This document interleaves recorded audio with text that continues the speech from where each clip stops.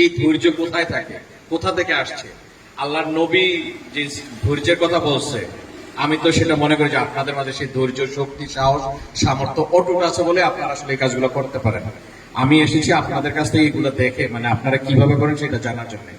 তারপরেও যেহেতু আমি এখানে আছি, আপনাদের কাছে বিভিন্ন সময় আসার পরে দুই একটা কথা থাকে, যেমন আমার কাছে দুই একটা দাবিও তুলেছেন। আসলে দেওয়ার মালিক হচ্ছে আল্লাহ, তবে আমার উসিলা বা আমি মাধ্যমে যদি দিতে পারি আমার কাছেও খুশি লাগবে, এটা হচ্ছে বিষয়। আপনারা দোয়া রাখবেন যেন আল্লাহ আপনারা যা চেয়েছেন বা যেভাবে চাওয়া হচ্ছে, যে জিনিসগুলো আমরা চাই সেটা যেন আল্লাহ পূরণ করতে পারে। আমি যেন আপনাদের সেই উসিলা হয়ে আপনাদেরকে কিছু করতে পারি। আমাদের তরফ থেকে আমরা ইনশাল্লাহ সর্বোচ্চটুকু দিয়ে আমরা কাজ করবো। আমার ওসি সাহেবের সাথে আমার এই বিষয় নিয়ে কথা হয়েছে। এই বিষয় আছে যেটা আসলে আমি দুঃখিত, বা কিছু প্রবলেমের কারণে হয়তো যে রাস্তাগুলোতে আমরা আসি, একটা সাইড হয়তো এখনো আমরা ধরতে পারিনি কাজটা। আমাদের চেষ্টা আছে সেটা দ্রুত করার জন্য, এখন জানি না বাকিটা আল্লাহ কি করে। তো আপনাদের প্রতি যে চাওয়াটা, আমাদের যে সম্মান, আমাদের যে সুনাম, আপনারা যেভাবে করে এসেছেন এই গত 55 বছর, এখানে অনেকে আসেন 40-45 বছর ধরে সার্ভিস দিয়ে যাচ্ছেন। আমার মনে হয় তারা ইনশাল্লাহ এবারও ভালো পারবেন, কারণ আপনি জানেন যে কিভাবে কাজটা করলে ভালো হবে। আপনাদের এত জীবনে কাজ করতে গিয়ে হয়তো ছোটখাটো কিছু ত্রুটিও এসেছে, সেই ত্রুটিগুলো কিন্তু আপনারা সমাধান করে নিয়ে এসেছেন। সমাধান করে প্রতি বছর এটাকে ফিল্টারিং করে করে নতুন প্রবলেম হচ্ছে, সেই প্রবলেম সমাধান করে করে আপনারা একটা পর্যায়ে নিয়ে এসেছেন। তা আমি চাই এবার অন্যান্য সময়ের চেয়ে যেন ভালো হয়। আপনারা যেভাবে করেছেন, আমাদের যে সম্মান সেটা যেন কখনোই নষ্ট না হয়। আমাদের এলাকার সম্মান, আপনাদের সম্মান, সেটা যেন অটুট থাকে। আপনারা যারা যেই ডিপার্টমেন্টে আছেন, এখানে যারা যারা যেভাবে কাজ করেন, কেউ মাঠে, কেউ হচ্ছে বাহিরে, কেউ গেটে, কেউ খাবার দাবারে, কেউ হয়তো পরিষ্কার পরিচ্ছন্নতা, কেউ হয়তো এই যে বাথরুমের ইয়ে তো থাকতে হচ্ছে, এই পরিষ্কার পরিচ্ছন্নতার ক্ষেত্রে যেন আমরা এটা মেনটেন করি। মানুষ যেন অন্তত আমাদেরকে না বলা যায় ওনারা তো পরিষ্কার পরিচ্ছন্নতাটা রাখেনি ঠিক মতো। আমাদের কেউ যেন একটা কটূক্তি না করে যে এই ধরনের ঘটনা ঘটতেছে, গতবার তো এরকম ছিল না, গতবার তো এর চেয়ে ভালো ছিল। আমি এই জিনিসটা যা শুনতে চাই না, কেউ যেন এই কথাটা আপনাদের উদ্দেশ্যে কখনোই না বলে যে আগের বার ভালো ছিল বা এরও আগে ভালো ছিল, এবার তো তারা এই জায়গাটাতে একটা ফল করছে। যদি আপনাদের মাঝে এরকম কোনো জিনিস থাকে, আপনারা বলতে পারেন যে স্যার এরকম একটা ঘটনা ঘটার সম্ভাবনা আছে, বা আমরা এই জায়গাটাতে মনে হচ্ছে আমরা দুর্বল, তাহলে কি করা লাগবে আপনারা সবাই মিলে, আমরা সবাই মিলে চেষ্টা করবো যে এই যে 2 দিন আছে, এই 2 দিনের মধ্যে আমরা সমাধান করার জন্য। আমি আপনাদের কাছে এই ধরনের কিছু জিনিস শুনতে চেয়েছিলাম, যে যদি 2-একটা প্রবলেম থাকতে পারে সেটা এখনই সময় আছে, সমাধান করা যাবে। যদি ওই রকম থাকে আমরা ইনশাল্লাহ সকলে মিলে সেটাকে সমাধান করে নেব। তো আসলে আমাদেরও সময় কম থাকে, সব সময় সব জায়গাতে অ্যাটেন্ড করতে পারি না, তারপরে যতটুকু চেষ্টা থাকে আপনাদের এখানে। এটা হচ্ছে আমার খুব আগ্রহের একটা বিষয়, মানে 19 দিন জিনিসটা ঘটে।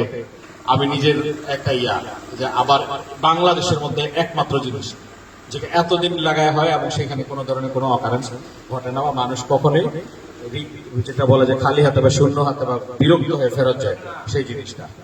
তো আপনাদের কাছে অনুরোধ অতটুকুই থাকবে যেন কখনই আর এই ধরনের কোনো খারাপ ইনসিডেন্ট না হয়। আর একটা হচ্ছে যারা কমিটিতে আছেন আর যারা বক্তারা আসবেন, তাদের ক্ষেত্রেও যতটুকু নিরাপত্তা দরকার, এখানে আমি তো শুনেছি যে আরো অন্যান্য বক্তাদের বাইরেও অনেক ভিআইপিরাও আসেন, সেই ক্ষেত্রে আপনারা আমাদেরকেও জানাবেন। আমরা অনেক সময় যদি ডেটটা না জানা থাকে সেটা জানাই দিলে আমরা চেষ্টা করবো ওনাদের সেফটিটা দেখার জন্য, যে যেভাবে দেখা দরকার। কারণ ভিআইপিরাও ওনারা যেহেতু আসা যাওয়া করে, তাদেরকে আমাদের এটা করা লাগবে। আর কিছু বিষয় আমি একটু বলি, যেটা হচ্ছে যে আমাদের এলাকার যে সমস্যাগুলো, একটু চেষ্টা করবেন সেই সমস্যাগুলো, যেমন সিরাতুন নবী মানে কি, আমরা নবীজির জীবন চরিত্র আলোচনা করা। নবীজির জীবনে যদি এই ধরনের সমস্যা আসতো, নবীজি মানুষকে কিভাবে এই বিষয়গুলো সমাধান করাতো।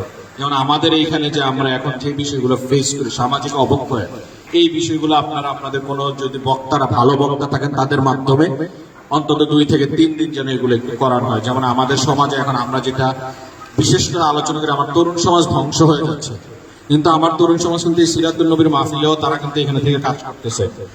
ধ্বংস তো সবাই হচ্ছে না, নষ্ট হচ্ছে।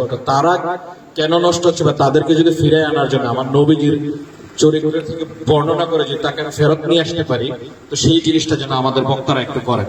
আমার ইফটিজিং, কিশোর গ্যাং, মাদক, এগুলোর বিষয়ে যেন 2-একটা কথা বলে। আরো 2-একটা বিষয়, যেহেতু এটা চুনতিতে এসেছে, চুনতিতে কিছু বিষয় ঘটে, যে মাটি কাটা, পাহাড় কাটা, বালু তোলা, অবৈধ বালু তোলা, এই বিষয়গুলো আপনারা চেষ্টা করবেন কোনো একজন বক্তার মাধ্যমে এগুলো একটু প্রচার করার জন্য এবং তাদেরকে বলার জন্য যে এগুলো কাজটা ভালো না। মাটি আমাদের অনেক সম্মানের একটা জিনিস। এই মাটিতে আমরা থাকি, আমাকে মাটি দিয়ে তৈরিও করা হয়েছে, কিন্তু সেই মাটিটা যদি আমরা অবৈধভাবে কাটি, সেই মাটিটা কেটে নিয়ে যাই, আমরা যারা জমি বিশেষ করে ইট ভাটার জন্য যে মাটিটা কেটে উপরের মাটিটা কেটে নিয়ে যাচ্ছে, এই মাটিটা কাটলে একসময় আমি ধান লাগানোর জায়গা পাবো, আমরা কিন্তু তখন না খেয়ে থাকতে হবে। তো এটাও আমি আপনাদের কাছে একটু অনুরোধ করবো, আমি যেন আপনাদের কোন একজন বক্তাদের মাধ্যমে এই জিনিসগুলা কোরআন ও সুন্নাহর আলোকে প্রকাশ করা, প্রচার করা, যেন আমাদের মাঝে জিনিসগুলো একটু প্রচার হয়, আমরা যেন বুঝতে পারি। অনেকে হয়তো বুঝতে পারে সে গাফেল, তার মাথায় নলেজটা নাই, কিন্তু এই বড় মঞ্চে যদি কথাগুলো বলা হয়, আশা করি তাদের মাথায় এটা যাবে। তো আপনাদের যারা এই কমিটিতে আছেন তাদের কাছে অনুরোধ থাকবে আর কি এই বিষয়টা নিয়ে। তো আমি আর আপনাদের বেশি সময় নষ্ট করব না, আপনারা আমার জন্য দোয়া রাখবেন।